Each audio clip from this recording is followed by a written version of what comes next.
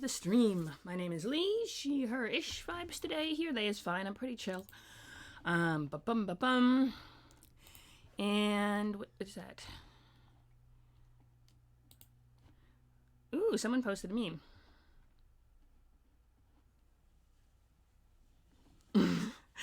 Ah, yes, the DMV. Okay. Oh, yes, I have to do the thing with the thing, otherwise nobody will know how awesome, I think, little blue heart. Okay, now we do the going live, and I tell everyone that I'm...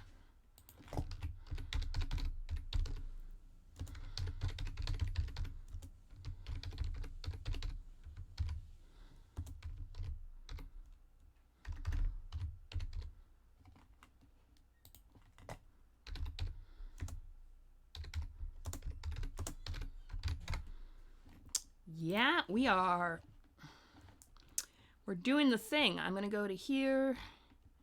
All right, well, she's doing that. We're gonna do it here, and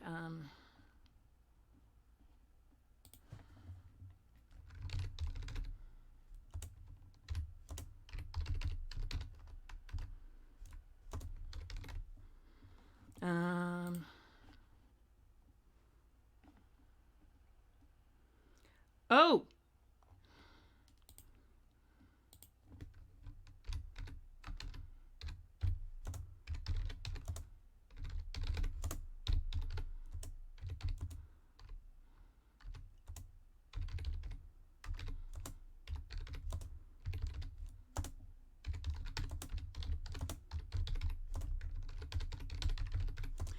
So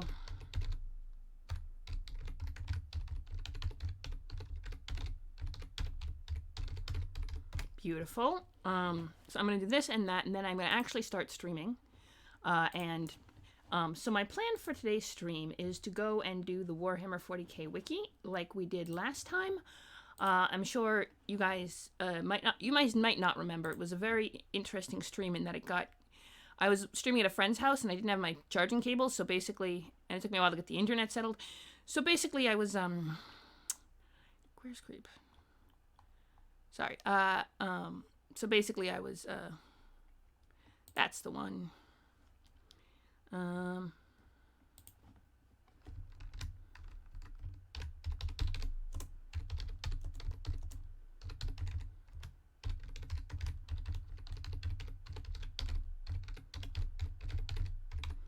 Beautiful. Okay. And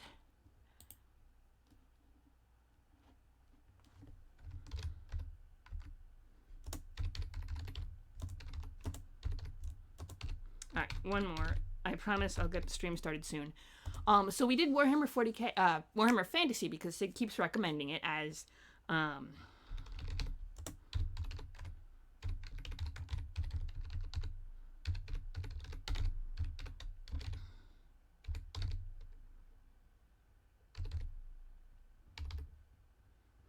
yes, HTTP has to be a colon, not a semicolon. There we go. Yes, you learn. Okay, so, friends and enemies and all that jazz. Let us welcome my friends to the stream. We are trying to see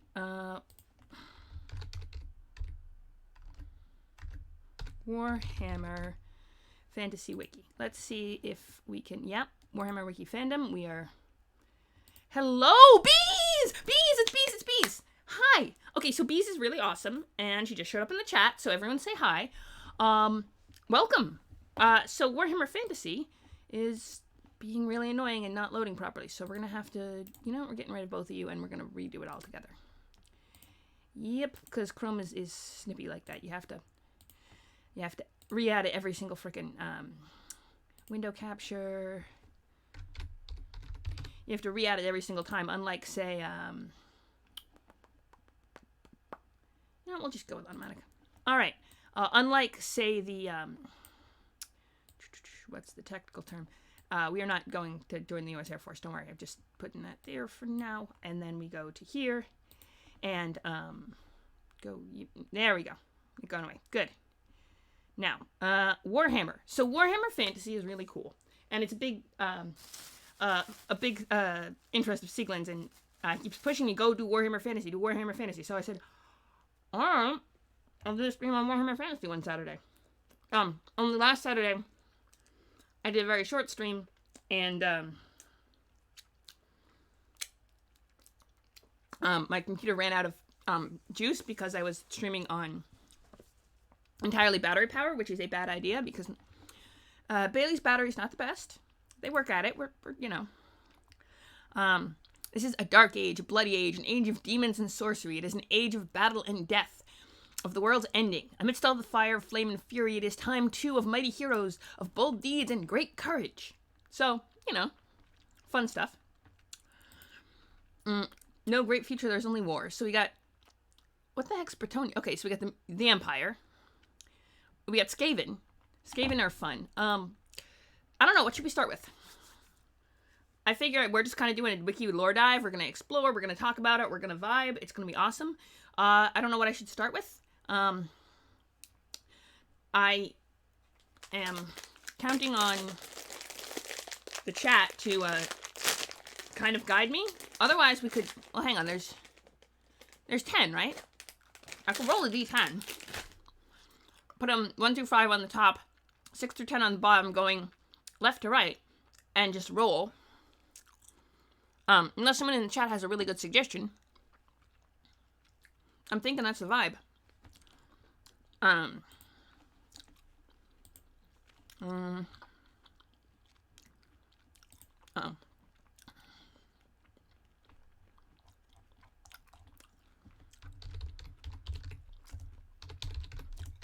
Sorry, one more thing.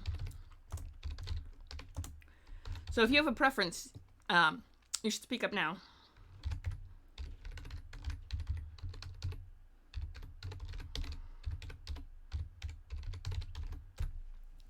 And we'll see how it goes. If not, I guess we're rolling for it. I'm excited about that. Let me set it up like this so I can look on the wiki and still see the chat, because that is important. And we got D10s from around here. Yeah, we got this one. We usually use the rainbow one, but you know what? We're gonna go with red. Oh. If we don't drop it, before we can roll it properly. I'm gonna D10, let me just make sure. D10. Pretty basic. It's from I believe it's from a set, Blood and Wine, I want to say, no, go away.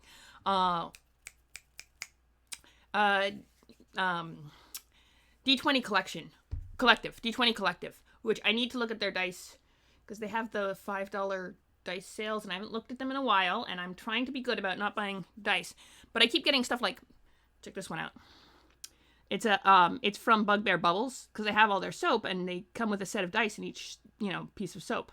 So you scrub up, and you get your dice out bit by bit. I don't think the D10 for this set has come out yet. Is that the D10? Oh, yeah, it has. So this one is from the Bugbear Bubbles soap. We're going to roll this one, but it's good to know we have it. I think the percentile and the D4 are still in there. Okay, we're rolling a D10. And then we're going to go and actually do Warhammer, I promise. Just dice are fun. Shiny click, clack, math, rocks. Okay. That's 3.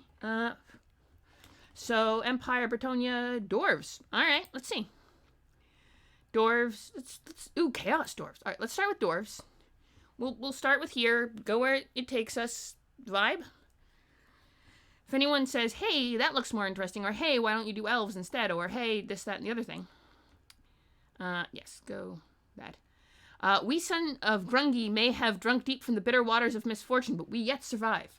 Oh, also, the dwarves have a thing with the Empire, and you go away, please. The dwarves have a thing wherein the Empire of Man has a promise that they will help the dwarves in need. And or the dwarves have a promise to help them. They basically have an alliance that... And female dwarves don't have beards. Interesting. I always thought that was a whole thing, and it's an argument about D&D lore about whether or not female dwarves have beards, and it's always been kind of up for debate, but more on the side. But then Sig was always like, no, female dwarves do not have beards. And I was always like, where are you getting that? And it's like, probably from Warhammer. Because I always thought that Brunhild would have a beard, because she was a female dwarf, and she just didn't. To be fair, I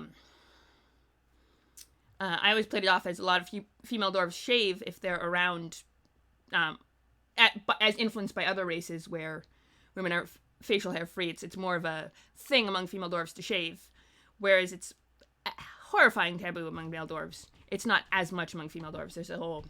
There's layers of cultural traditions, I'm sure. And then I had Hazel, Maisie Copperpot, who was an OC who was sister to Hazel Copperpot of the Hupperdook Copperpots, who was the coolest dwarven character. She had clean shaven, but I had Maisie have a really cool twirly mustache because it fit with the Hupperdook vibe. But that is completely irrelevant to this. I just love talking about dwarves. Okay. And stuff. So here we go. We sons of Grungy may have drunk deep from the bitter waters of misfortune, but we yet survive. Whilst a single dwarf draws breath, we will fight the evils that assail us, and we will never, ever give up. Hinkus Stonebelly, Dwarf Longbeard. Okay. Dwarves, also called the Elder Race, or the Dawi, as they call themselves, are one of the oldest and proudest intelligent races in the Warhammer world, which we agreed was the planet on every... We actually looked that up last time, briefly, and it was a whole... it's the world where everything takes place, but it is not the only world, so there's a whole theory on that. Technically 40k is separate from fantasy, but it doesn't necessarily have to be. But anyway, what was I gonna say?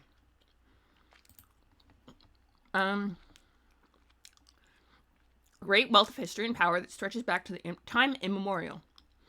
They once held an empire which stretched from Norska in the north to the jungles in the south, and from Mount Silverspear in the east to the Grey Mountains in the west. Okay.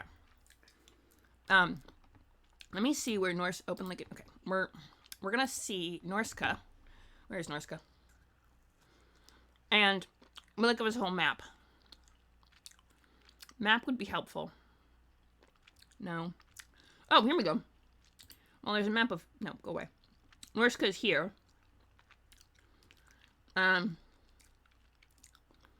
Old World. Okay, so the northern Old World is Arctic tundra. Old World is like the Flyness, where it's like a continent, sort of, if you're familiar with Greyhawk lore. Stupid ads. That's what you get for having a wiki, though.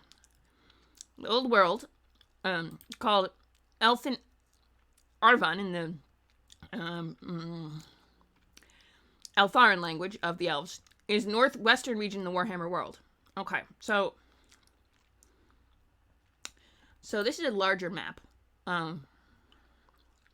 This is the northern, northwestern part of the world. It's the continent. Norska's up here. I don't know if you can... It's not assumed, so you can't really see it, but... Stop doing that. Thank you. Norska's up in that, at the very top. Right next to the Old World little sigil in the... sigil in the, upper left-hand corner. Your left, if you're looking at it, I think. Unless it shows as right. I don't know. The big seal on the opposite side is the dragon on the top. So right up next to that, you can see Norska down there, and then if you look on this map, it's a more, the Sea of Chaos completely surrounds Norska, whereas on this one, well, I guess they don't just don't show the northern part of Sea of Chaos, because it says it's on the north and the south, and then, so I think this is, it'd be nice if we could zoom in. Anyway, that's what we got for maps so far. Helpful if we had more maps, but, you know, we're getting there. We're gathering as much as we can. Also, peach rings are delicious. These are dollar store or off-brand. They're actually really good, though. So, you know, there's that.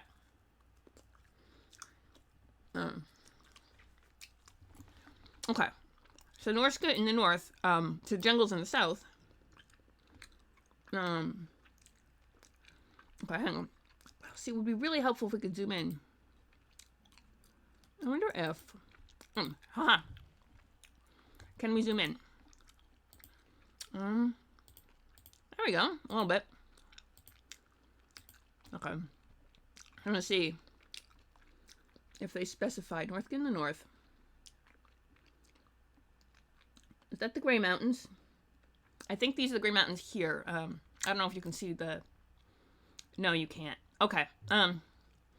So just to the, if the north, south, east, west compass, which it is because it says so on the compass, is the east, just east of, let's label as Bretonia, the Grey Mountains. I think those are the Grey Mountains. So the Grey Mountains, let's see, the Dwarven realms, Grey Mountains in the west.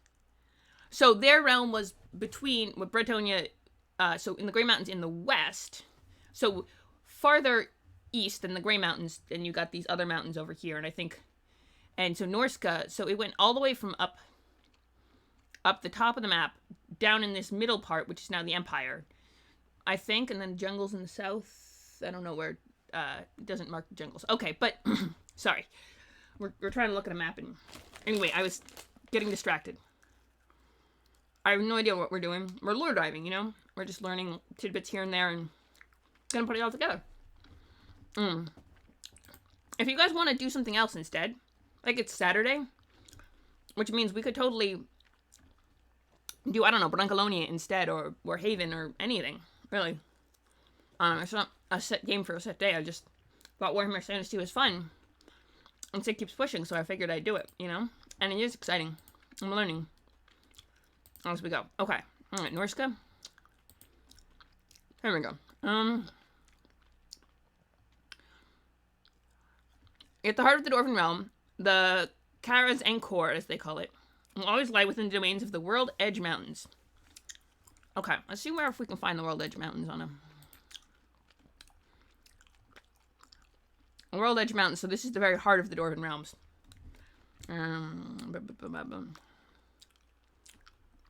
Northern Wastes, hang on.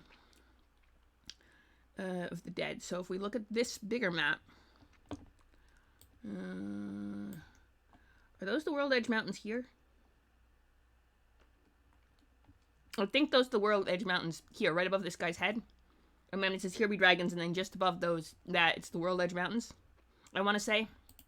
I know it's hard to see on screen, because we can only zoom in so much before the text starts getting distorted, but let me zoom in a little more. In the, yeah, that's definitely the World Edge Mountains right there. So, that was the middle of the realm, or the heart of hearts of the realm, and I guess there were more mountains on the other side. Yes. Boom. So, yeah, so that's the heart of the realm, was those mountains there. Okay. Karaz Angkor. The highest mountain range in the world, it is filled with magnificent halls and holds of the Dwarfen people. Dwarfen with an F. Interesting. A testament to the great feats of engineering and power once wielded by this ancient civilization. Who apparently wear mohawks because they're cool like that. Dwarfs are known... See, okay, they pluralize dwarfs with an S. So in D&D lore, almost always see dwarves, the plural with a V-E-S. But here, dwarfs are pluralized just with the F at the end. Not necessarily wrong, it's just a different spelling. And it's a different set of lore, so obviously the spelling could be vastly different. But it's interesting, that's all. Something worth noting. Fun times. Okay, far and wide. They're known far and wide. No, stop it. Stupid. There we go. I just can't put my mouse over there or they'll try to get me to go to other wikis. Yeah, true. He pluralized VES as a way, because he was a linguistics professor! Because he's cool like that. Sorry. He was the grandfather of conlanging and amazing, and he did like a gajillion. It was awesome sauce. Okay, his conlanging was mwah. Anyway, but yeah, interesting. So yeah, so he spelled it. I guess these guys wanted to go to an older spelling and or distinguish themselves from him. So, greatest miners and tunnelers. The ancient halls of Karaz Akarak. Okay, so if Karaz Angkor is the heart of the Dwarven realm, so Karaz Akarak probably means it's probably linked to this somehow linguistically. Karaz is probably that Karaz. Are but one gigantic example of how huge their works can become. The dwarfs are also highly proficient smiths and craftsmen, capable of producing works far more beautiful than any elven metalworks in far Uthuen,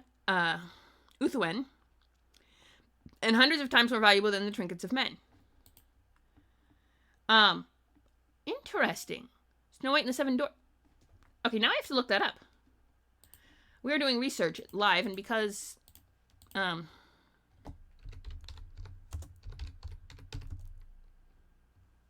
Snow White and the Seven Dwarfs. Interesting, it is spelled like that. Huh.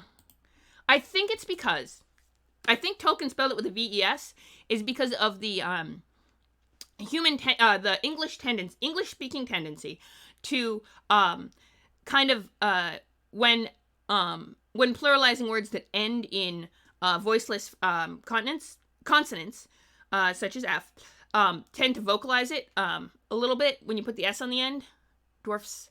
You have a tendency to vocalize that on the end, and so it sounds a little more natural and more like an English word, and I think he probably ran with that and just spelled it that way instead of saying dwarves. I think he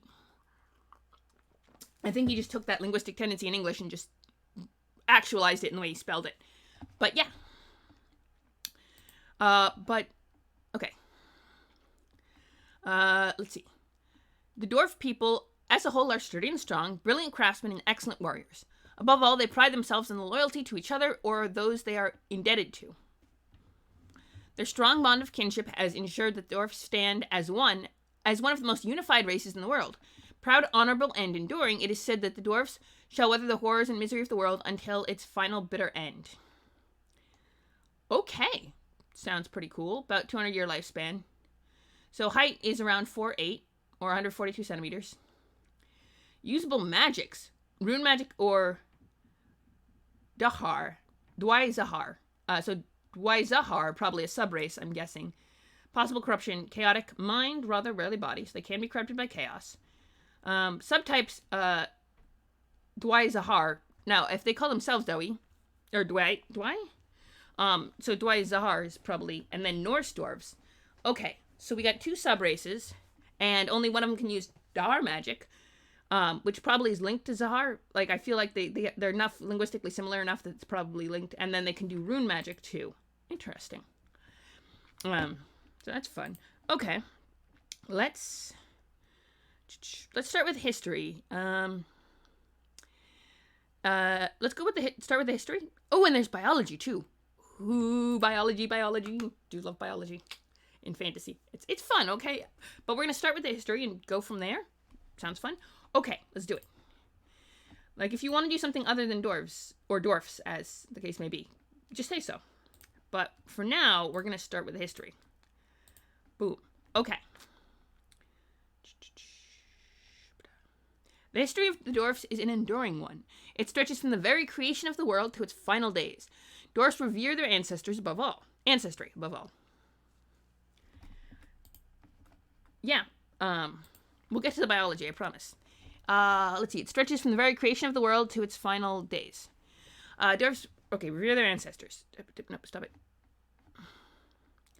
For the most, the tracing of lineage is one of the utmost importance to the denizens of each and every Karak. Okay, so Karak, hang on. Karak is Kara is a Karak.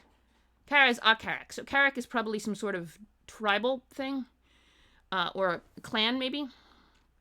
So then it would be clan from Karaz Angkor, which, okay. Sorry, I studied linguistics. It was, so it's something interesting. I always would note that sort of stuff. It stretches from the very creation of the world. Okay, yes. For the most, the long history of record keeping stretches back to when the bands of Dawi moved north into the World's Edge Mountains. Okay. It is said that the dwarfs, like many other races that lived upon the world, were created by the benevolent godlike beings known as the Old Ones. Powerful and immensely intelligent beyond mortal comprehension, it said that these beings were the ones who seeded the first forms of life upon this otherwise barren planet, after using their immense godlike powers to terraform the planet and brought it closer to its sun. Probably into the Goldilocks zone, I'm guessing. There they planted the first seeds of life, and from this life the first dwarfs were created, and thus the gods of the dwarven pantheon. According to the dwarf legend and tradition, these first dwarfs were carved by time from the rocks of the mountains, birthed by stone itself. Whilst the dwarfs lived about their earliest days, the Old Ones continued their masterful work, ensuring that the world would be paradise for all beings. Whether they had a higher purpose for the world or the dwarfs remain unknown, for none other than the old ones knew the full extent of their great plan. Millennia before the founding of the empire or the rise of the Grand Cathay in the east, the ancestors of what were to become the Dwarfen people lived in the mountains of the Southlands, little better than beasts. They lived in caves and ate berries and wild game, which they could catch with their bare hands. However, the invention of flint and basic stone weaponry, the beginning of the Paleolithic period, where people actually began working stone, the dwarves were able to conquer their quest for food and indulge in other pursuits. Well, yeah, that's the history of any civilization. As you be able to make food production grow stronger, you can have specialists, and that's how, even with the advent of agriculture, it even becomes more of a thing. But, alright. As their numbers grew, the dwarves began to migrate northward, splitting off in different clans, each led by one of the ancestor gods. Okay.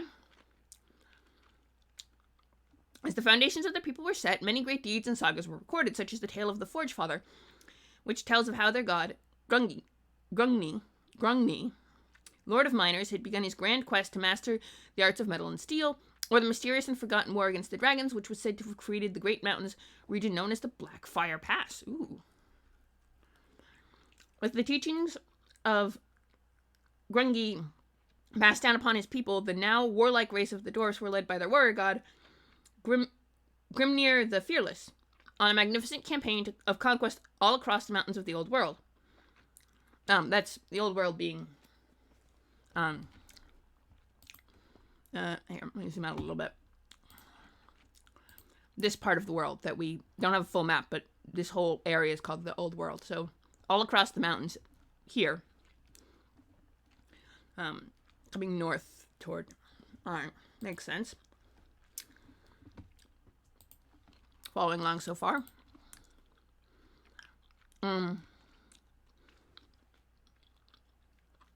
One of the most notable deeds of Grimnir was his famous slaying of Urmskaldrak, father of dragons. As dwarf society grew, it was Valya, goddess of hearth and healing, who taught the dwarfs the first traditions of their people and the structure that holds dwarf society together. As they reached the domains of the World Edge Mountains, it was here that they found gold, silver, iron, and gromril, and in unimaginable abundance. I do not know what gromril is, but I think we'll find out. Much lower than will ever be found in the rest of the world put together. With all these resources at their disposal, the dwarfs built their first holds, or carracks as they are called in dwarf tongue. Carracks is a hold. Okay. So it probably comes to symbolize the people living in the hold as well. But, alright, holds. Okay. In the southern mountains, leaving behind clan after clan to claim stewardship to these holds, whilst the rest of their people continued northwards. Some of the largest and oldest holds, like Carrack Eight Peaks and Carrack Israel, called Carrack Asgal in later years, are built around the remnants of these ancient dwellings.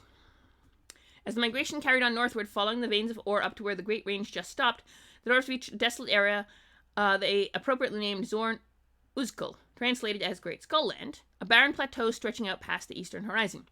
Many dwarves turned back southwards, disappointed by the lack of mineral wealth that could be gained by this venture.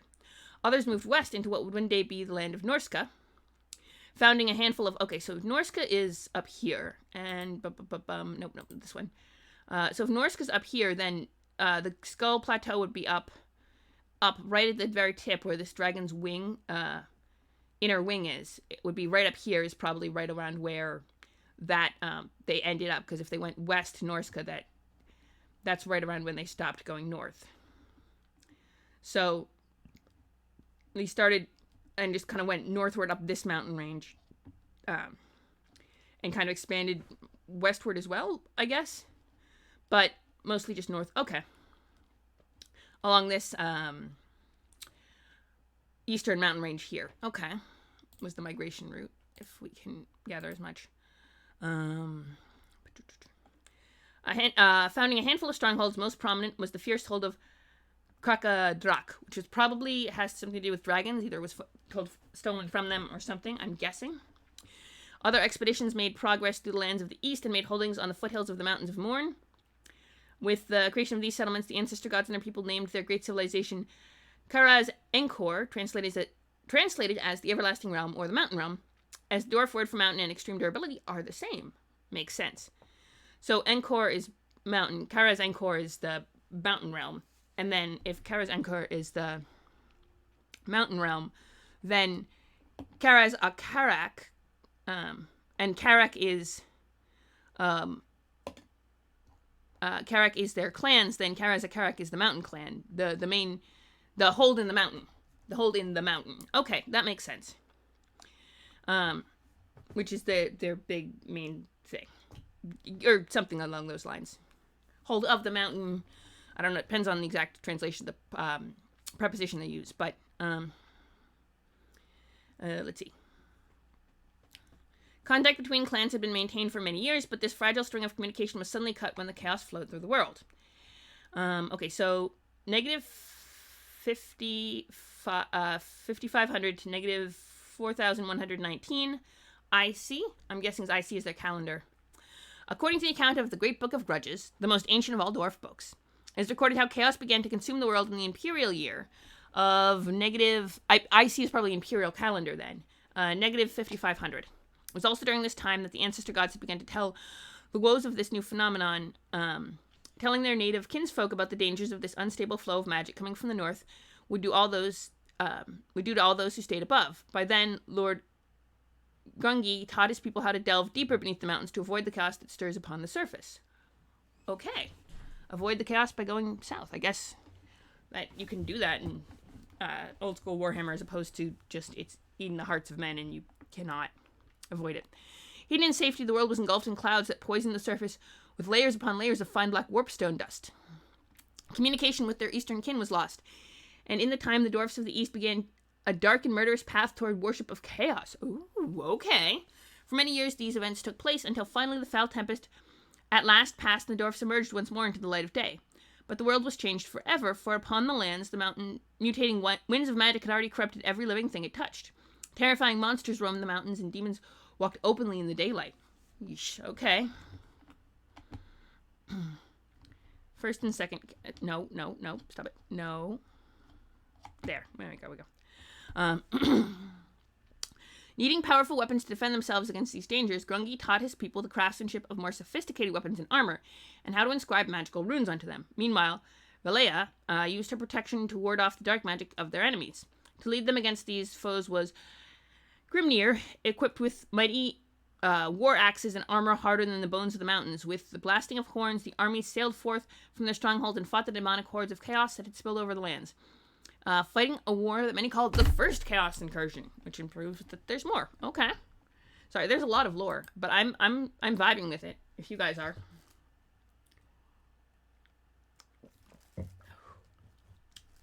Liquid is important.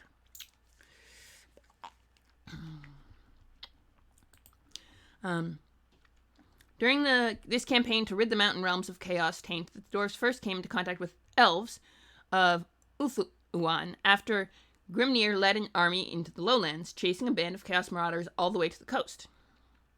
It was during this campaign to rid the mountains of realms of chaos taint that the dwarves first came into contact with the elves.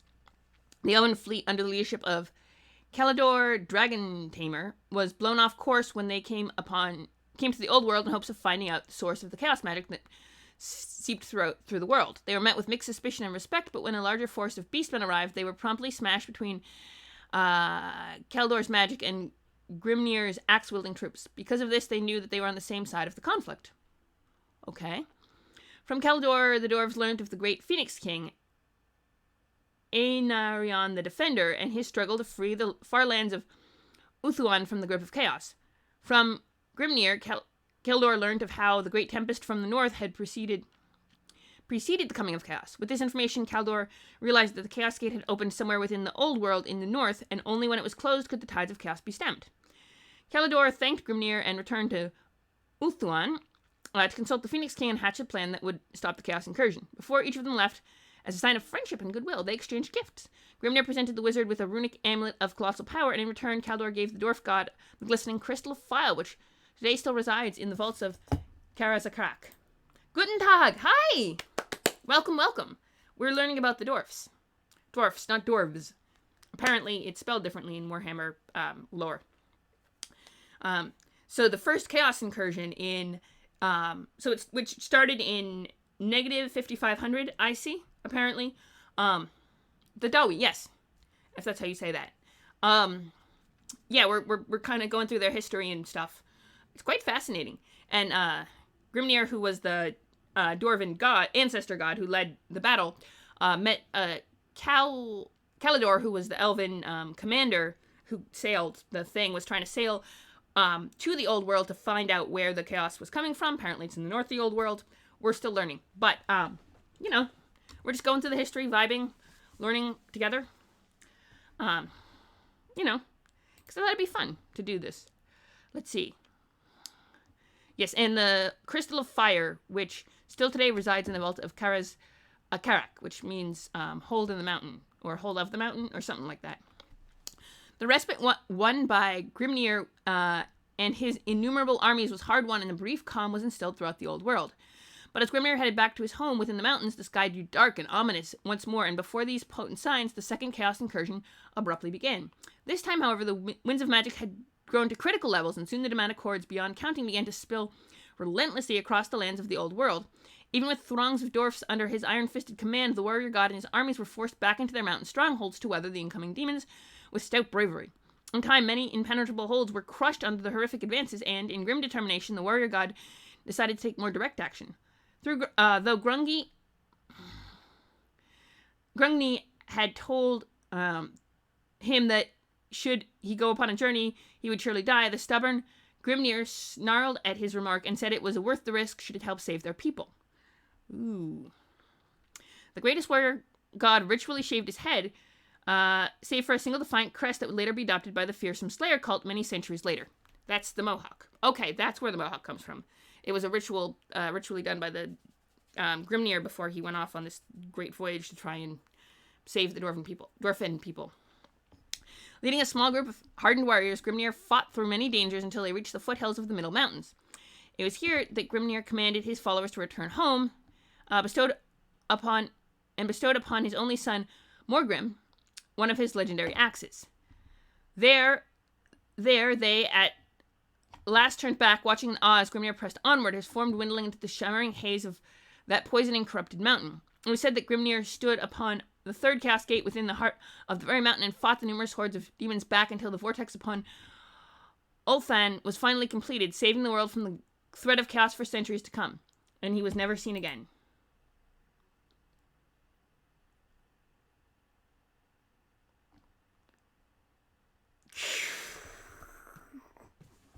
I feel like that. I don't even understand that. So, Sig said, Grimnir was told not to. That's a Gredgen. The Golden Age. That's fun. So, negative 2005 Imperial calendar from the end of the invasion, the second invasion around 4119, negative 4119. In the end, the creation of Kaldor's greatest work, the great vortex within the inner sea, had drained the massive influx of magic from the world. In unison, the demonic armies all screamed to the stars as their dark essence were flung into the dark corners of the world. In that instant, the demonic siege upon the dwarf kingdom was suddenly stopped. And from the darkness of the deeps, the dwarfs emerged from their strongholds into the light of the rising sun to start a golden age. In the World's Edge Mountain, the dwarfs once more prospered beyond imagination. With a matter of centuries, trade flourished throughout their realm. In this grand age, the strongholds of the dwarfs were strengthened and deepened, expanding their domains into massive underground cities all connected by long subterranean highway tunnels called the Underway, or the Ungrin Angkor in the Dwarven tongue. So Angkor, Ungrin, Angkor. So Angkor, hang on. Angkor is Karaz Angkor. So the Karaz Angkor, as they call it. So if Karaz, Karak is the tribe and Karaz is mountain, then Karaz Angkor is under mountain. Okay, probably under the mountain. Or mountain way. Either it's mountain highway or under the mountain. Which makes sense if it's the heart of their people and it's the very deepest, darkest hold. The heart of the mountain, under the mountain.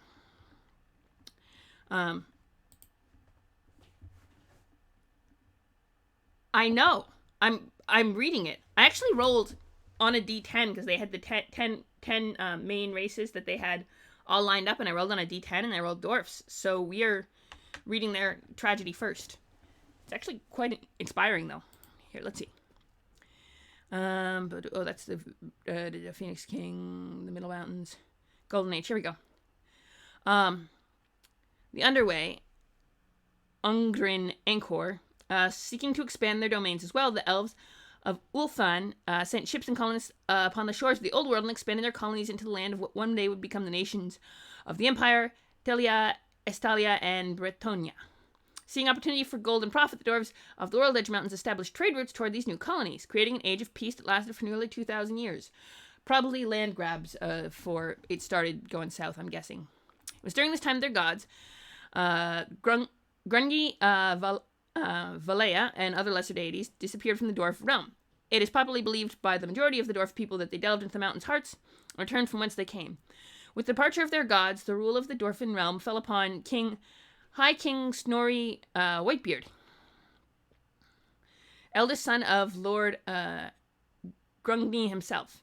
Snorri presided to reign over his people after a successful campaign of extermination and eradication against the remnants of the demonic legions, climaxing in the victorious Battle of Karagvlak, where the armies of Snorri Whitebeard and Prince Malekith fought side by side for the last time.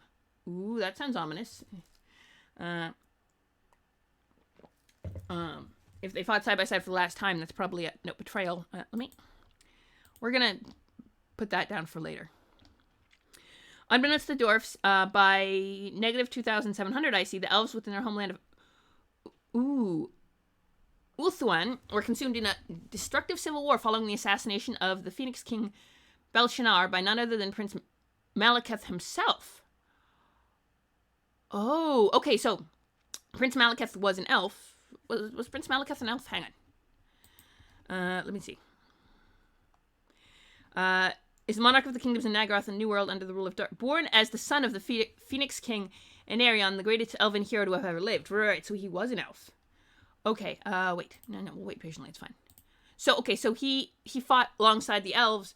The prince of the elves fought with the... Okay, for the last time before the whole BS happened. Unbeknownst to the dwarves, okay, so so the elves got involved in a civil war in negative 2,700 IC. After the Phoenix King Belshazzar was assassinated by Prince Malekith himself. In this event, coined by the elves as the Sundering, split the elven people into two factions, with the High Elves still controlling Ulthuan and her colonies under the new Phoenix King, Kalador the Conqueror, a different Kalador, whilst the Dark Elves proceeded to reign over the newfound kingdom of Naggaroth, with Malekith as their new Witch King. Now, here's the question is, where is Naggaroth compared to... Because if they still have Ulathen and the colonies, what else is... where is Naggaroth? Hang on, we're doing this. We're getting sidetracked, but, in a good way. It's bleak and foreboding northern continent of the New World as unforgiving as Dark Elves who claimed it as their home. Northern plains are barren and windswept expanses. Okay, hang on. So it's northern part of the... Is it near... Hang on. Sea of Chaos. Is it over here? Is it this one? Problem is you can't zoom in too much without distorting the text. Okay, so we have Norsika up there. Sea of Chaos. Is it up here beyond that? Or is it on the other side of Norsika? And okay, Norsika... Hang on. Let me look at... Let me see it. This map is... if Halflings, Bjornlings, Scalens, Snarls, Acelings, Bearsunglings, Vargas, Uncivilized North, Knives and... Oh, so Sea of Chaos. North of here lie the dreadest Chaos Wastes, which is what the... Okay, hang on. So, Troll Country...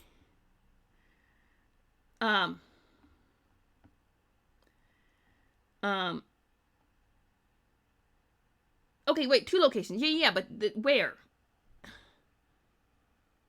Northwest of New York. Okay, fine, but that's...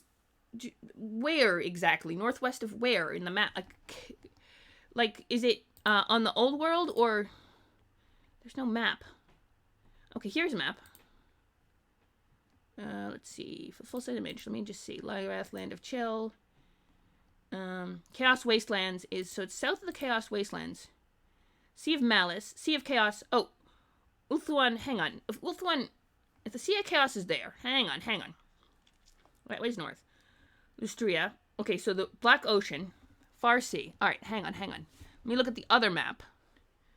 I'm west of Ulathan, aka the Big Donut. Okay, wait, but if Ulathan is to the west... No, not those. If Ulathan is to the west... west of Ulathan. Okay, so if Ulathan is to the east, then it would... Ulathan was Ulathan... Was Ulathan... It's not on the map there. Okay, well, is it... So is Ulathan... west of... So is Ulathan west of the World Edge Mountains? That's the question. So it's west of the World Edge Mountains then. So if Ulathan is west of the World Edge Mountains, is there another ocean? Okay, I like math. Center of the Atlantic. Then where is... Okay, if the old world is Europe and Ulathan is in the center of the Atlantic, that means it would be like where America is in the west. West, other way. I'm mixing up my directions. So hang on. West. Right. Hang on. Okay, geographic. Okay, if old world is Europe. Okay, that is a key component because that's how I'm centering. Like I didn't count old world as Europe because it's a completely different continent and things. And yes, it's similar, but it's not this. It's like a completely different world. So you're mixing it up. Okay, hang on. So, all right. So it's west. Now I'm confused. So wait, Ulathan is west of... Yeah, no, U.S. is west of Europe. I'm getting... Oh yeah, east... Oh, okay, yeah, I'm mixing up my east and west. Yeah, Ulathan is off the edge of the map in the other direction. And, okay, so the colonies on the western side of the mountains, where the empire is now, was Ulathan colonies, and across the sea from that is the... Ulathan itself, and then even further west is freaking Negorant. Okay, that makes some sense, I think. Alright, that makes some sense. I would say more West Coast Canada, because if Utherland was in the east, and then Nagarath is in the west, unless it's over the ocean and from Utheron itself. Proper, because I feel like isn't Utheron itself proper? Okay, you know what we're gonna do? We're gonna look at a map of Utheron and figure out. Because if Nagarath, okay, so if that's the map of Nagarath, hang on. Nope. Zoom out. Okay, Obsidian Peaks. Okay, so Ulathan's here. So it isn't. It's wow. It's like further. Okay, so it's a whole separate continent over. Okay, hang on. Yes, but that doesn't help everyone else. Hang on. Let me... Now I have to go and bring the map so everyone else can see it too. And because I think I got it, sort of. Let me... Oh, here we go. This is useful. Okay, hang on. Alright, we are going to do this. Give me a second. And then... Yes, it actually is very helpful to have a map. There we go. Now we can all see the map. All right, so there's the Empire. Okay. Oh, that's where Ulathan is. Okay. Dang. All right. Oh, I see what you mean, because it is very similar in shape to Earth. So you were just... Okay, now that I see the whole map, it actually is very similarly shaped to Earth. Okay, that's why you kept making the comments about where Earth-wise, because if you look at the map, it looks... pretty much like freaking Earth. Oh, and that mountain range goes all the way south. Freaking wow. Okay, I didn't realize that mountains went that far south. But okay, so now that you see the whole map, it makes a lot more sense doing the Earth comparisons, because it looks like a squishy map, like a map of Earth that got squished, and then Ulathan was kind of thrown in there, an extra island. But okay. That makes way more sense. I couldn't find the map of the whole planet, so the comparisons to Atlantic and Canada actually made way more sense when you see the whole map and you're like, oh, it actually looks pretty much like Earth. Okay, sorry. Now I see where you're going from that. Is Earth? Okay, you're losing me. I'm getting mixed up. But I appreciate you giving me the whole map because I was trying to find it to. Hi, welcome. Also, hello. It seems more like China. Freaking, yeah, it seems more Mongols than Russia, because Russia's, although it stretches all the way to east, is more of a Western that they conquered east after they kicked the Mongols out, at least in our version of history. But, yeah, okay, sorry, I'm getting distracted. I didn't realize that there was freaking a map.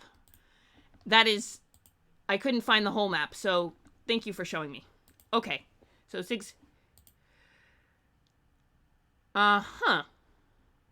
Indeed. All right, we were going over the history of dwarves, and I got mixed up because I was trying to get a sense of where everything was with all these smaller maps that didn't actually, I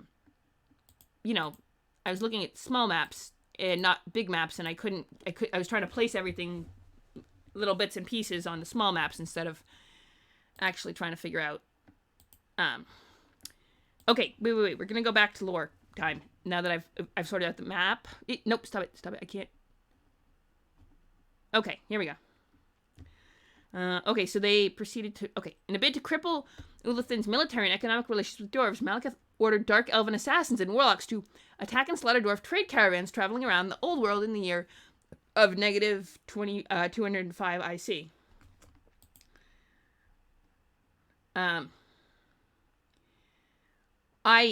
I'm gathering as much, and we're going through them slowly but surely. This is why we started with the dwarves, because I rolled on a d10. There were 10, showed up, and I rolled. And the best thing about Warhammer has always been its lore. 40k has a lot of lore. They have way more lore than you'd think. But it is a lot of lore. But anyway, we're learning Warhammer Fantasy lore, which is different. Okay. Believing these attacks perpetrated by the High Elves, many of the dwarf kings and thanes began to ready themselves for conflict with the elves. But this time, the crown of rulership had passed down to another dwarf, High King Gotrek Starbreaker. Like his predecessor, Gotrek was wise and thoughtful king, and instead of heeding a call for war, Gotrek sent one last attempt at reconciliation. The dwarf people were a grim and straightforward race, and once the dwarf ambassador, cousin of the High King, reached the throne of the Phoenix King Kaldor II, son of Kaldor the Conqueror, the dwarf ambassador harshly demanded the elves stop to find accountability for these atrocities and recompense the dwarves in gold for their lives lost and the treasure stolen during the attacks. But the elves at the time were arrogant and prideful and scorned by the dwarves' accusation. The Phoenix King deliberately conceived an insult so grievous that no amount of gold could ever serve as recompense. Oh, dang. The elves forcefully restrained the dwarfs and slowly cut off his beard. Oh. Nope. Alright, that's going to war right there. Compelling the dwarf to go home shorn of his pride and honor and bearing the message that there was no way the High King would gain a single gold coin of recompense was if he went personally to Ulthian and begged before the Phoenix King himself. This became one of the greatest insults ever recorded upon the Book of Grudges, which would culminate in the greatest war ever fought between the two races. I mean, I feel like rather than do that, they should have, who's attacking the trade caravans, because it wasn't us. They should have, they should have actually tried to figure out who was attacking the trade caravans, because if it wasn't them, they should have just said it wasn't them, and then they could have teamed up to take on the High Elves, the Dark Elves. But no, they had to do this. Okay. So the War of Vengeance, negative 1997 to negative 600 IC. 1600 IC.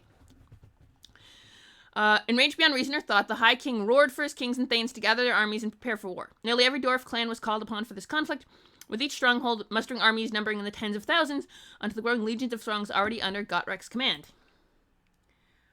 Okay, what am I missing? Yeah, wait, hang on, no. Yes, there were. Okay, so if, the Civil War the assassination of the Phoenix King Belshammar was in negative 2,700 by another other than Prince Malekith. Okay, maybe they weren't calling themselves Dark Elves, but they and the Sundering split the Elven people into factions, the High Elves still controlling Ulthuan and her colonies under the new Phoenix King, while the Dark Elves proceeded to reign over the new-founded kingdom of Naggaroth, with Malekith as their new Witch King.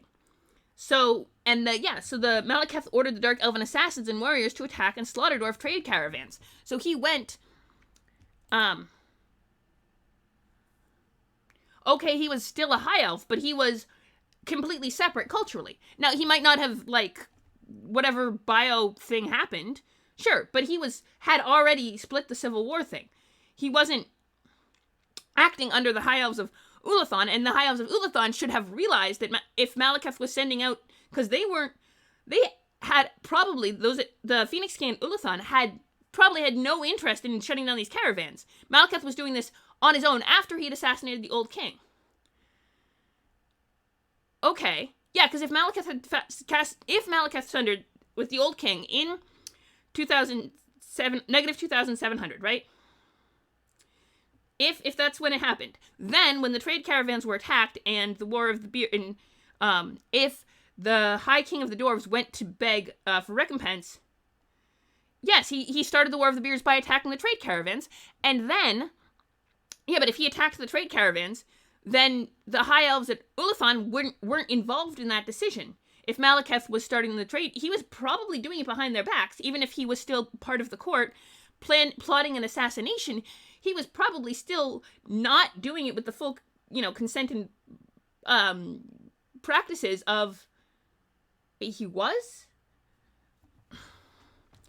There's no way, because if the High King of the Elves had been in on this, then Malekith was specifically trying to cripple Ulathan. He specifically attacked the Dwarven Karakans to cripple the Ulthuan economy. So if he was trying to specifically cripple the economy, exactly. So they should have, when he came demanding recompense, they should have been like, wait a second, what's the attacks about? Because they clearly didn't order the attacks, and he thinks they did. So clearly there's something sketchy going on, and they should have known, whether or not it was before or after Malekith went full civil war and sundered them.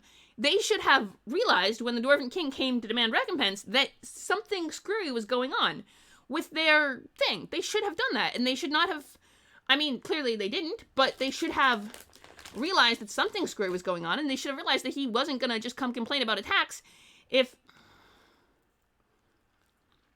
Yeah, fair enough, but so yeah, that's why he assumed that they were all one people. But the Elves of Ulathan, whoever he went to first, would have known that someone else would have known that they were not directly in Elves, and should have done something other than that. Like, whoever he went to should have realized that something was screwy, unless whoever he went to was specifically working with Malekith, and not. Well, yeah, that's why they screwed up. I'm saying they shouldn't have. Even if they are better than dwarves, they shouldn't have, which they're not, they should have realized that someone was doing something screwy,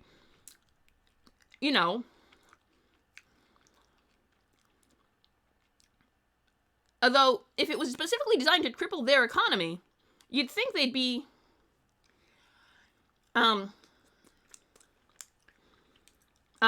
if they were specifically if Malekith was specifically trying to cripple the Ulthuan economy by shutting down these trade caravans, they should have been very concerned about the attacks in the first place. Let alone before that the dwarf, they should have already been investigating this before the dwarf showed up for recompense, because it was supposedly crippling their economy.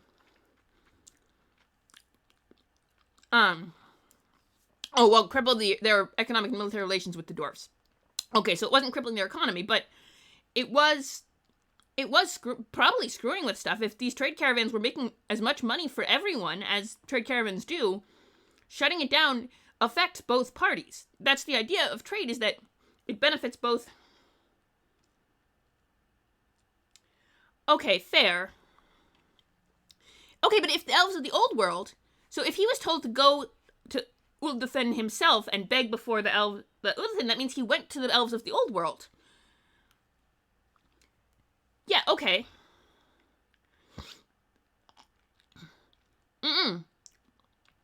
Okay, fine, but so the elves in Ulthuan weren't in on the war the first time around, which makes it even weirder because whoever the elves in the old world must have known that this thing was crippling their economy. They must have noticed the missing trade caravans and the attacks. And yeah, they weren't behind it, but they had vested interest in making sure these trade caravans got through too. Even if Ulthuan itself didn't give one fuck, the people in the New World, which apparently was who the Dwarven High King went to in the first place, apparently, because he was told to go to Ulthuan to... Yeah, but if they must have noticed the effects, if the dwarves had noticed the effects of the caravans going missing, then the elves would have too. Both sides of the caravan route should have noticed at about the same time that this was being fucked with, right? Anyone on the other side. So the head of the elves in the old world was then, you're saying, so bloody-minded that he didn't even realize that the rest of his people, his responsibility of the people that he was supposedly ruling over on behalf of the elves of Ulthuan, was getting screwed over in the trade caravans? Like, yeah, exactly. And he went to the head of the colonies. I'm guessing if he didn't go to Ulthuan himself, he went to the head of the colonies and demanded recompense, so the colonies would have noticed.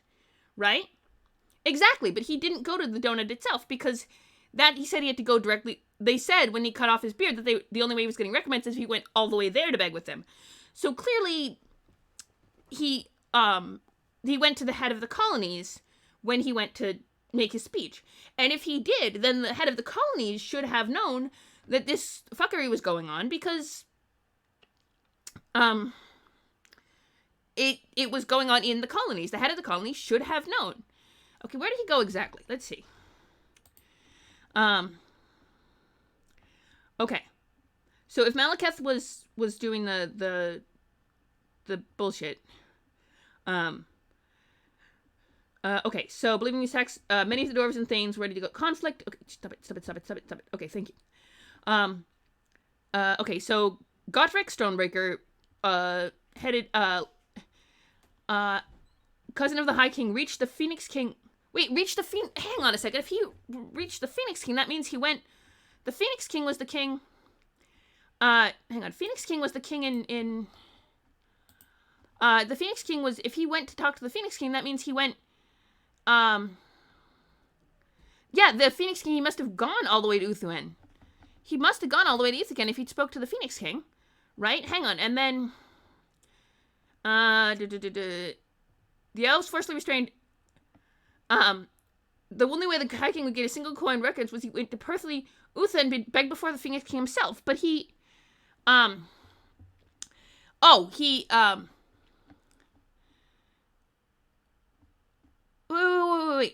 Dwarf ambassador harshly demanded...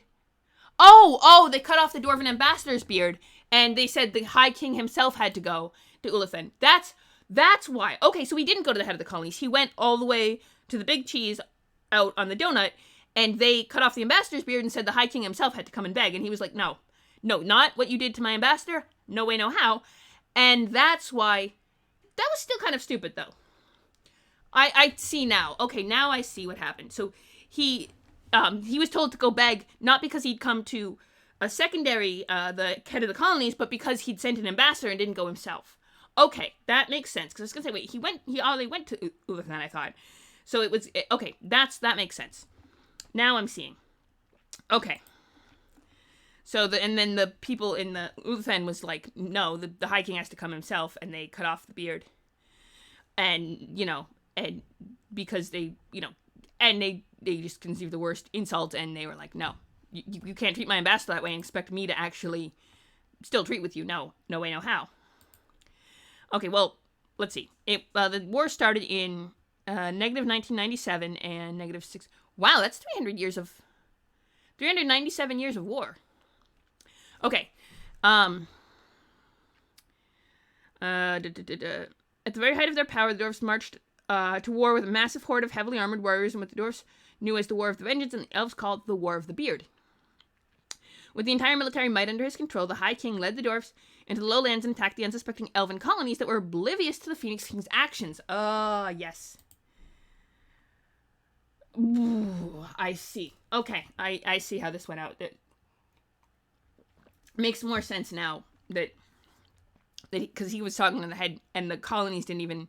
So he attacked the colonies because he assumed that the colonies were responsible. The colonies had no idea that the Phoenix King had insulted him, and the Phoenix King didn't give a fuck that the colonies' trade caravans were getting screwed with. And so he just insulted the dwarves, and then the dwarves attacked the colonies because he assumed that they were all on the same page, and they just weren't. And Malekith was laughing the whole time as the Civil War unfolded around him because that was his whole plan the whole time. Okay. They still the root boom boom. Okay. Colony after colony had fallen under dwarf brutal assault until finally Kalidor II ordered a mass mobilization of his force and ignorantly emptied Ulthuan of all her soldiers, leaving it entirely defenseless. A situation that Malekith had long anticipated. And so he started the war specifically to get the rest of the Phoenix. Okay. The massive elven fleet set sail with Kalidor at its fore and made landfall on the port city of Tor Alessi, where they repelled the dwarf invaders from city walls. This marked the first true engagement fought between two civilizations in a war that would last nearly 400 years. Wait, okay, you can't argue that it's the first... The colonies count, right? You can't argue it's the first true clash when they've already been fucking attacking colony after colony. You can't argue that it was the first true... Attacks on colonies still count, you know? That's why U.S. attacked Canada in 1812, because attacks on colonies still count. And we were at war with England. Mostly because France agreed to stop being an asshole first, essentially. But...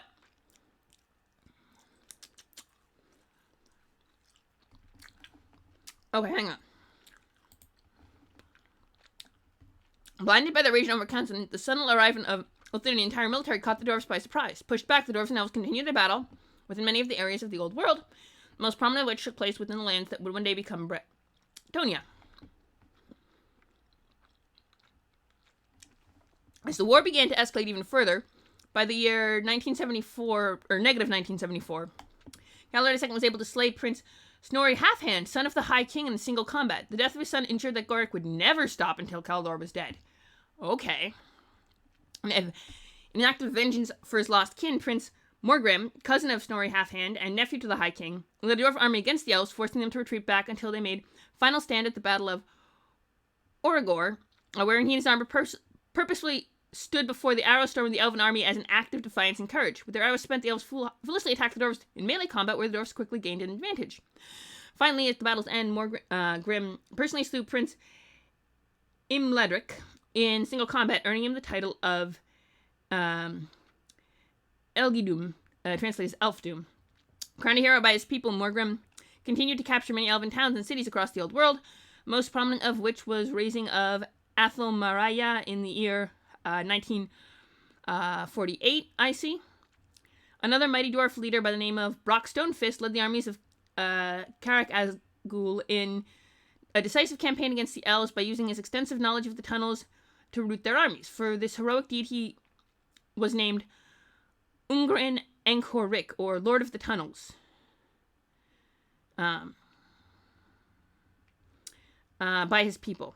As the war dragged on, he met with greatest adversaries, Lord Salador of Tor Arch, and for the next 100 years, he fought Salador's armies in many battles, such as the Battle of Blind River. Finally, it was during the Battle of Athelmaraya that the two adversaries found their ends in single combat, where they fought each other until Burning City devoured them both in flames. Well, that just kind of sucks. Ooh, sounds fun. Russ is awesome, by the way, and, you know, he saved your ass, and we all appreciate that he saved your ass. Tiglin's mentioned that he was going to dinner with his friend Russ, who, anyway. The final push to end the war, High King Gotrek led his throng to drive the elves back, besieging the walled city of Tor Alessi for the 14th and final time. At last, the walls were breached, and unable to flee, Kalidor II was forced to face Gotrek in single combat. The duel that followed lasted for hours, but as The Elf King's fortitude failed. Godric shattered his foe's sword with a well-placed hammer blow. Defeated and disarmed, Caldor pleaded for mercy and forgiveness, but all hope of forgiveness was shattered the day Caldor had killed the High King's son. Hardening his heart, the High King swung the hammer and killed the Phoenix King.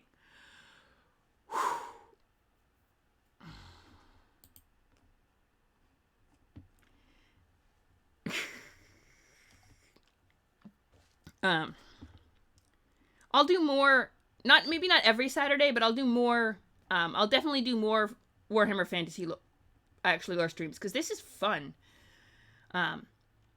Maybe sometimes on Tuesdays or Thursdays. I definitely want to keep either Tuesday or Thursdays 40k, and then maybe like every other Tuesday we could do fantasy. I'm definitely gonna do more of this. Yes, okay. Hellborn video. Fine. I'll get to it. In the aftermath, King Gotrek picked up the Phoenix Crown from the mutilated corpse and proclaimed the grudge settled, and the elves were welcome to come to Kara-Za-Karak to beg for the return of the crown. The remaining elven forces withdrew from the old world, their armies, like their arrogance, shattered in defeat.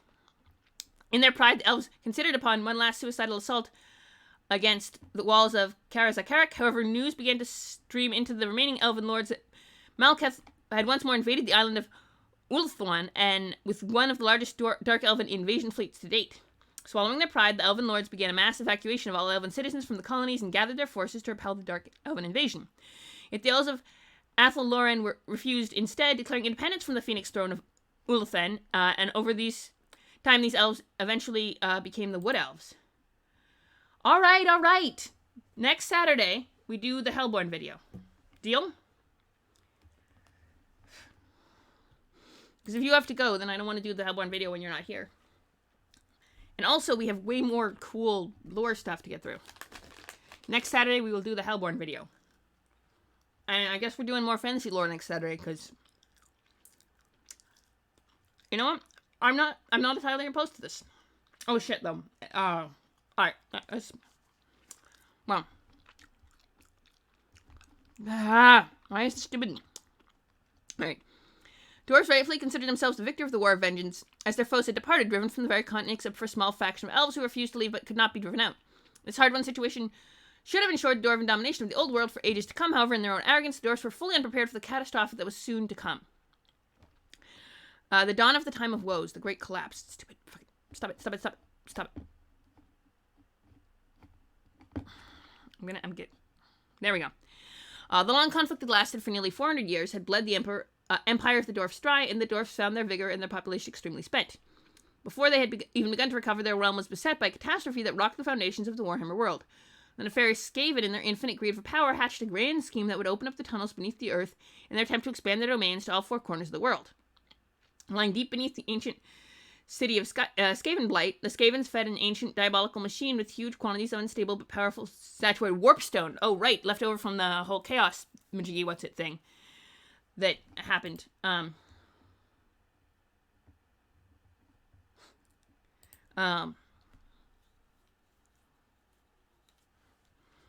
Redirecting the dark energies being harnessed to amplify the powers of the Skaven sorcerer's incantations. The ground shook, and the groans of shifting rock almost drowned out the shrill climax of the chanting seers. High above them, within the crumbling mountains of the city, the great bell tower tolled as the structure swayed and creaked like the mast of a ship at sea. Then, for the first time, and far from the last, the great machinery of the Skaven failed them, as an unknown part of the ingenious but imperfect device broke down in the most critical of moments. Within a second, a catastrophe occurred. With a blinding flash of pure malevolence, a tidal wave of raw magical energy swept through the underground chambers of the city and unleashed power upon the spine of the world. Tunnels collapsed, buildings fell, and the land began to heave and tremble. The entire undermined plain surrounding the city of Skavenblight sank as geysers of flame erupted from the tortured ground. The damage was even more devastating as the energy swept outward. Soon the whole of the old world began to tremble as the titanic forces erupted in Alderaan. Ooh, okay. Interesting. She's vibing new sexuality. Okay. It's okay. The World Edge Mountains began to buckle under the relentless assault as the surging energy crashed against the spine of the entire mountain range. Great tidal waves rose from the sea and crashed against the coast, consuming all in their path. Long dormant volcanoes erupted in the east, and the lands was scarred for all eternity by geysers, lava, and earthquakes. The great realm of the Dwarfen Kings became undone as their whole kingdom was destroyed in front of their very eyes. Every single settlement of the dwarfs suffered a calamity as walls collapsed, mine workings scattered, and lower levels flooded by subterranean waters. The mountains themselves shuddered and in some cases broke apart to send avalanches and sweeping waves that crushed valleys and lowlands. Even the Ungren Angkor, the underway of the dwarves, fell into partial ruin. Oh, and then they can't connect all the colonies. Such was the devastation brought during that time that the dwarves remembered simply as the time of woes. Okay, so in negative 1499, the Great Collapse, 400. So this was slightly after the king in 1600. So sometime between 1400 and 1600 was this big fall apart thing, and then following the loss, okay, and then the rise of mankind. Okay, Goblin Wars and the rise of mankind, and sorry, Mother Licking Skaven. Let's see. The catastrophe brought about during the time of woes created a chain reaction upon the world. With volcanic activity erupting to the east, the Goblinkind race migrated in unimaginable numbers toward the west. In response, the tribes of humans began to migrate into the old world in ever-increasing numbers, trading golden cattle to the dwarfs as they tried to escape the rampaging horde of greenskins that were following just behind. With the permission of the new High King, Nirn Shieldbreaker, these human tribes were allowed passage and faded into the forests of the old world. The many invasions that followed began a disjointed series of wars and battles that the dwarfs named as the Goblin Wars. The goblins were the most numerous of the enemies arrayed against them. The first attack came just after the last aftershock was finished. Unidentified enemies infiltrated the dwarfs' underground networks in implacable numbers, and soon outposts and small strongholds came under attack. With the walls and gates of their once formidable fortresses now cracked open by the earthquakes, the scattered dwarfs quickly became outnumbered and surrounded. The first to fall from this massive onslaught was the dwarf stronghold of Karak Ungor. Taking advantage of the chaos, a wave of night goblin tribes emerged from within the very center of the city, taking the dwarfs of Karak Ungor completely by surprise. Using their speed and overwhelming numbers, the night goblins took deep after deep from the dwarves. Defied to the last, knots of warriors and militia rose up to meet the invaders back to back, attempting to hold the night goblins off in key locations until the population could evacuate. The king of Karak Ungor, King Karag, son of the Stonehelm clan, led a counterattack that gave enough time for women and children to evacuate. With all the population accounted for, the king ordered to finally abandon the city and make their journey toward the strongholds of Karadin and Zufbar. The king, Karag's son, never made it, for he violently closed the tunnels behind him as an enemy began their final attack. With the enemies controlling both the surface and the underground tunnels, communication between the holds was lost. The next attack upon the dwarves came upon the mineral-rich stronghold of Karak Varn, known famous for the largest deposit of Gormrel in the world. It was the greatest when the greatest earthquake struck. The lower workings of the stronghold became flooded by Lake Blackwater. Whew. Ah, yes, Brunhild is mad about the talk of goblins. I'm sure. That's what Sig said on the thing. That Brunhild was mad about the goblin talk. Without any warning, Skaven armies coming from the city of Skavenblight attacked the lower workings, while an army of orcs besieged the city from above. Caught between two massive armies, the dwarves stood little chance. Despite the stout defenses erected by the dwarves, after nearly a year of fighting, the city of Karak Varn was inevitably taken. Okay, the question is, was the Skavens and the orcs working together? Most of the stubborn population fought to the bitter end, with only a handful of clans managing to evacuate and reach the safety of Zufbar. After the fall of Karak Van, a series of defeats were further inflicted upon the dwarfs at many locations within the World Edge Mountains. Columns of smoke rose high above the peaks as surface settlements and mines were put to torch. Refugees that survived the attacks attempted to cross the mountain passes to reach other holds, but these places were clogged with enemy armies streaming into dwarf territory. As the war escalated, the underway became war zone between the armies of Night Goblin and Skaven, seeking to control the tunnel network as their own. Oh, so they just fought afterward. They both attacked the dwarfs at the same time. Oh, and you need to bring back, Sig said, they need to bring back the Pathfinder campaign based in the Warhammer world, because the players loved it, which I kind of get. I mean, this is epic stuff. So basically, the Skaven and the goblins attacked at the same time, and then they fought with each other over control of the ruined Dwarven forts. To the south, the mines of Ekerund were sacked by the army of orcs, driving the dwarfs out of the resource-rich Dragonback Mountains. Gold and Brinderaz, Shining Stone, in Kez-Uled, mines of Mount Gunbad were also taken by a host of night goblins of the Red-Eye tribe. After being besieged for several decades, the stronghold of Mount Silverspear was lost to the orcs as well. In time, the entire eastern edge of the World Edge Mountains was lost to the Greenskins. Several decades following the time of woes, the once dormant volcano within Thunder Mountain suddenly erupted violently, forcing a mass migration of trolls toward the remaining dwarf holds. To combat these creatures, the High King Morgrim Blackbeard declared the Troll Wars and led a 300-year-long campaign to reclaim lost territory. However, the dwarfs eventually lost 3 more major strongholds in the span of 50 years. Carrick Eight Peaks, the second strongest mountain kingdom of the dwarfs, fell to the Rat Men, which I think are Skaven, in negative 513. Carrick Asle was stormed and sacked by an orc army in negative 493.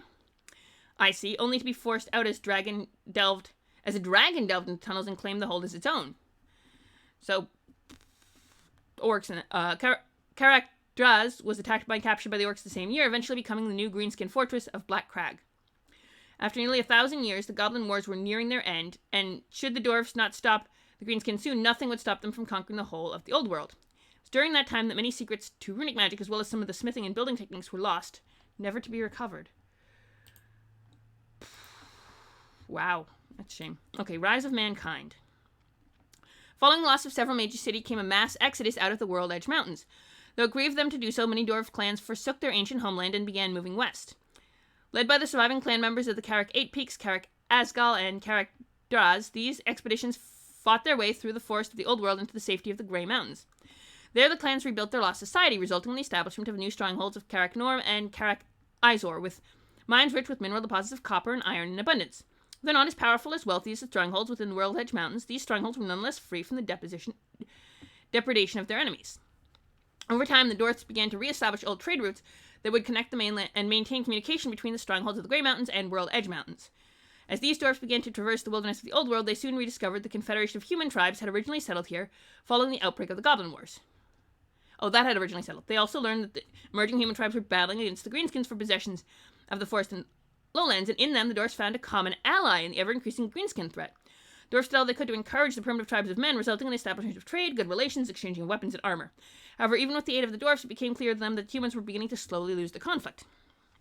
Whether it was fate or intervention of the gods, the bonds of friendship that would be formed between the race of man and dwarfs on this historic day shall endure until the final days of the world's demise. A trading convoy that included the High King of the time, Kurgan Ironbeard, was ambushed on its way from Karazakarak to the Grey Mountains. The orc army that attacked them was enormous, and although the dwarfs slew the orcs until their bodies lay in heaps, they inevitably failed and their High King was taken captive. Luckily for the beleaguered dwarfs, the territory was in the domain of Unberagan tribe, a fierce and warlike tribe of men who fought relentlessly to clear the land of Greenskins. Led by the mighty warrior prince Sigmar Heldenhammer! Sigmar! That's Sigmar! The chieftain's son, an army of Unberagan warriors fell upon the orc army with great fury. This meeting would be the turning point of mankind's history. In the battle that transpired, Kurgan Ironbeard bore witness to this young human prince facing down the warlord Varez Headstomper. Despite young Sigmar's mighty strength, every killing blow his bronze sword made was turned aside by the armor of the orc, and every blow from his flaming axe came all too close to ending his young life. Ironbeard broke free of his bond. He broke free, and fought his way to Vargraz's tent, where he kept his pick of the Dwarven King's possessions, which included the mighty warhammer Galmaraz, the Splitter of Skulls. Kurgan threw the hammer towards Sigmar, cursing the orc with every curse known to dwarf kind. Sigmar caught the ancient weapon and turned the tide for Unbergun. Sigmar assaulted the orc with the mighty strikes of his hammer and the fury of his blows, bringing the hulking beast down to a single knee. With the final strike, Sigmar smashed the orc's skull to bloody shards. A mighty feat even for a warrior wielding a weapon forged with dwarfen skill. With the close of the battle, their holdings avenged, Sigmar attempted to return the hammer to the High King. In that moment, a historical act came about, one unheard of in all the annals of both men and dwarves, that forever forged an unbreakable bond of friendship between the men of the lands of the west and the mountains in the dwarven kingdom of Karazenkor. The king, Kurgan Ironbeard, gifted the ancient hammer, Galmaraz, to Sigmar. Ah, yes, that's where the warhammer that's the warhammer that led it into the thing. It was a unique happening for a unique weapon. For the power of Galmaraz is old, ancient even to the dwarves, and it is said that the weapon possesses a will of its own, and it actively chooses those who are to bear it in battle. Indeed, as fate would have it, the hammer was always Sigmar's, and had been waiting for the days the warrior would claim it. The Dwarfen King looked upon Sigmar and saw within him power, honor, and courage and nobility without parallel. He knew that Galmaraz was rightfully his, and he also reasoned that an ancient runic weapon was fitting payment for saving the life of a Dwarfen King. From then on, the Dwarfen nations and the Unberagan clans were the most steadfast of allies. With the mighty warhammer in his possession, Sigmar began his campaign to unite the warring tribes of men against the unstoppable onslaught of the Greenskin hordes. As Kurgan Ironbeard returned to his seat of power within Karazakarak, it soon became clear that the Greenskins were growing near unstoppable. In the years during Sigmar's campaign of unification, the dwarfs within their mountain kingdoms felt an invasion unlike anything they had endured since the days of the coming of chaos. Holding the Greenskin hordes off as much as they could, and after nearly a decade, Sigmar finally united the tribes into a single unified course, and it could not have come at a better time. Envoys of the king, Kurgan Ironbeard, arrived with news of an orc horde of such monumental scale as to eclipse all those before it, marching toward the now legendary Blackfire Pass, intent on destroying the races of both dwarf and man forever. This Sigmar would not allow. He summoned all his brother kings to the golden halls of King Sigurd for a grand meeting known in the annals history of the Council of 11. There, the kings conferred on how they would face this apocalyptic threat. Some of the assembled kings realized their only path was to unite into one great host placed in the overall command of the army under Sigmar. Others, however, would not bring themselves to relinquish command over their own warriors to another king, and remained obstinate. Soon, all dissension and argument arose between the assembled warlords. Sigmund saw this and was filled with contempt, silencing the dissent with a word. He denounced the shamefulness of their squabbles while a lesser race stood united and poised to destroy humanity. Sigmar implored the gathered tribes not to meet the orcs and goblins as they had in the past, standing apart from each other, refusing to lend aid, and only combine their forces when needed. That would only lead to their defeat and death, his voice rising in terrible rage that was felt throughout the gathering. Sigmar called on all the tribes of man to unite and make their common stand with the dwarfs, calling it the crucible of a new nation. As recorded in the Book of Origins, Sigmar's final shout, "To war!" was answered with a cheer so loud the dwarfs heard it as far away as the Blackfire Pass. History records that Sigmar's army arrived just in time as the orcs finally breached the walls of King Kurgan had built across the Blackfire Pass. Leading the charge from the carriage of Sigurd, chieftain of the Burgundians, Sigmar fell upon the Greenskins as if he were the god Ulrich himself. The force of the humans' assault stopped the orc and Greenskin advance, and then began pushing it back. The dwarves saw this as their opportunity and charged from their forts and towers and fell upon the Greenskins' flanks. Fear overcame the Greenskins as they began to break ranks and flee. Their leader, warlord Urgulk Bloodfang, rallied his forces and made a counterattack. Charging, he and his warband came face to face with Sigmar and his own warriors. Sigmar and the orc warlord enter a single combat, while Sigurd and his elite Burgundian warriors battled Bloodfang's black orc bodyguards. Hammer clashed with cleaver as the two struggled for advantage. After nearly an hour of fighting, Sigmar killed the orc warlord with a mighty double blow, first breaking the hand that held the cleaver, then smashing Bloodfang's skull in the return stroke. The death of their leader was also the death of the orc army, which ran in utter panic. The slaughter that followed was terrible to behold, as the armies of man and dwarf fell upon their most hated foes. And they said there was never a greater concentration of crows in all the world than that which gathered to feast on the stinking and unburied corpses of the Greenskins at Blackfire Pass. So many died that day that it would be over 1,000 years before the orcs and goblins could again raise such an army, even with their prodigious, if unknown, reproduction rates. Alright, have fun. Bye, Sig. Have a good time. And have a good time with dinner. Tell Russ that I'm grateful that he saved your life, and also, all that jazz. Bye. Okay.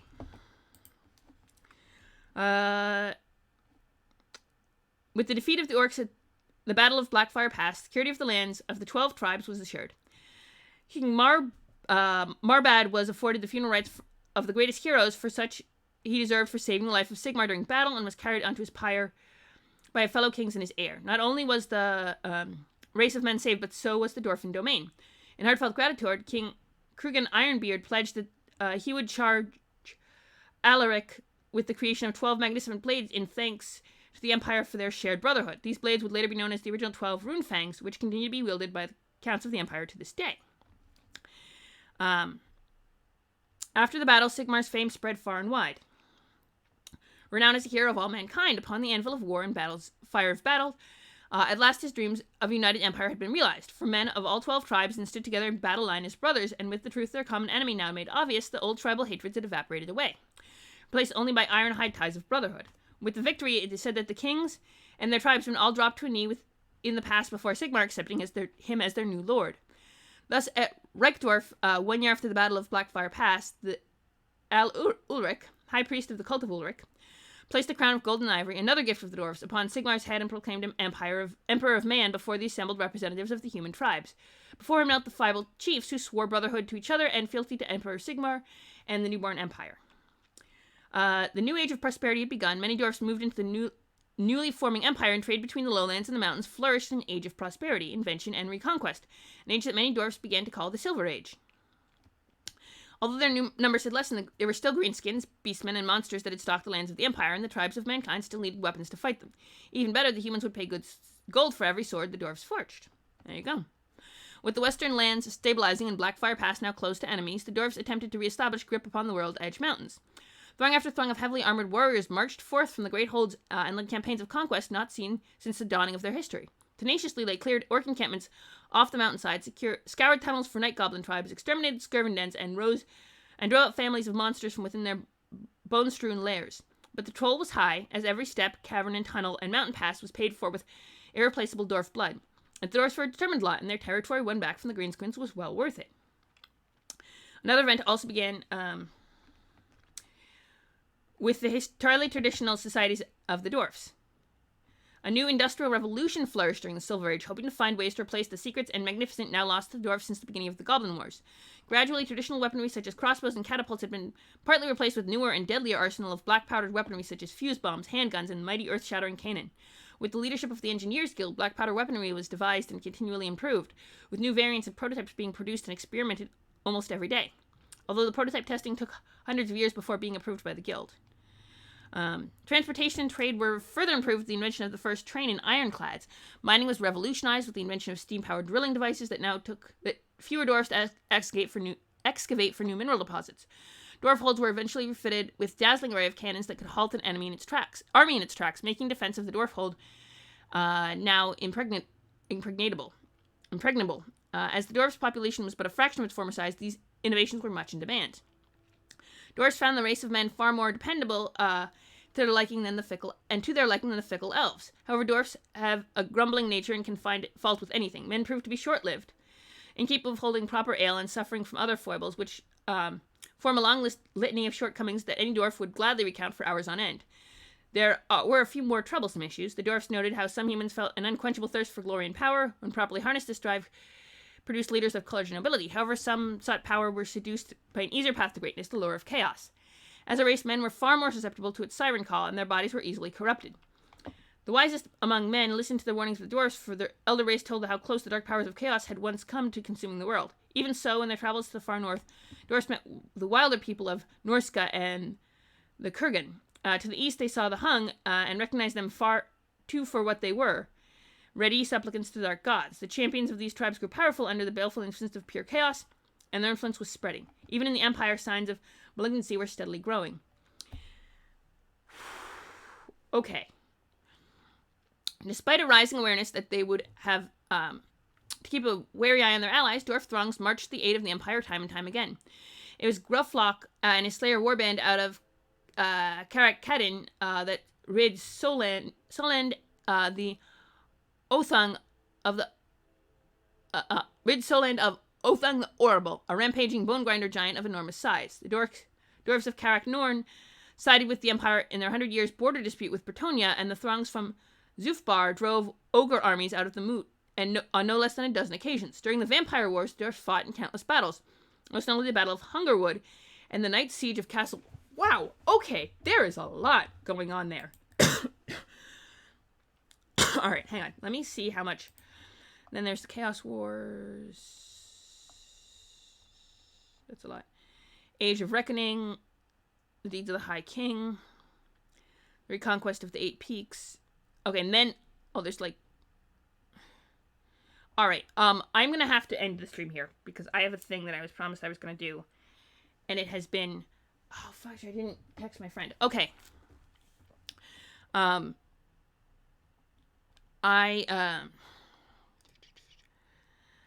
Let's see.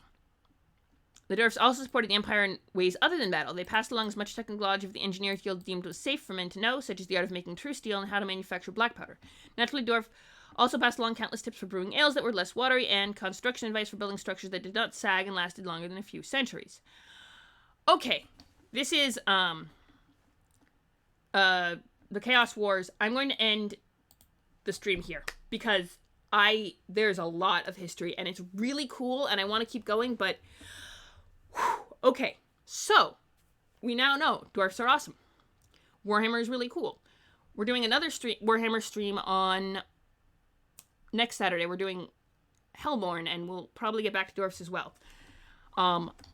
I love you guys. You guys are awesome for coming to watch, and I really appreciate it. I know this is something kind of new that we don't always do, and we have a lot of viewers. We have 5 viewers. That's pretty cool. It's an hour and a half. Okay, so yeah. And Sig has ensured that we're doing next Saturday is Warhammer Fantasy again, and then we'll see where we go after that. Thank you all for coming. I really appreciate it.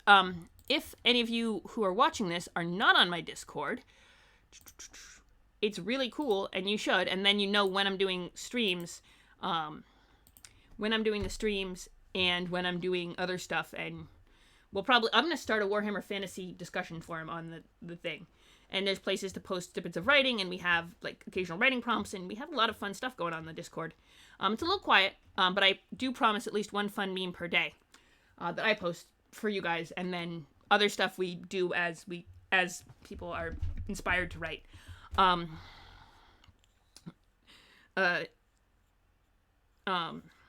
But yeah, Warhammer Fantasy lore. I think we're gonna have a forum dedicated to that, I think, on Discord. Also, if any of you like cool jewelry,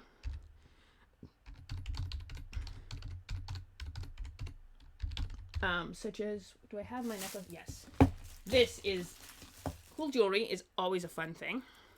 So I have this skull necklace that I got. Relentless Rambles is a really fun company, and they do awesome jewelry like this. And there's a secret code you can use to get 20% off. So, if that's something you're interested in. If not, no panic. I also have, just follow and subscribe to the channel, obviously, would be helpful. You don't have to subscribe, no pressure, but it'd be cool if you did. Following, subscribe. Yeah, all of the basics, cool stuff like that. And I have a Ko-Fi, But anyway, yeah, I do other streams beside Warhammer Fantasy if anyone is interested in those. I don't know who's watching, but thank you all for coming. I really appreciate it. We're going to do a raid, because we do. Initiative order is Lawful Stupid, though. You know what we're going to do? We're going to raid Lawful Stupid, is what we're going to do. Lawful Stupid is a really fun bunch. They do tabletop RPGs and are just a vibe. Yeah, so we're going to raid them. They don't have a lot of viewers. So we're going to raid them. They're Heroes of Theros. So they're doing an actual live play D&D game. It sounds interesting. They're a fun lot. You'll love it. You don't have to come, but I appreciate it. Yeah, it'll be fun. And just pop in, say hello, and I always appreciate you guys. Peace out. Let's do it.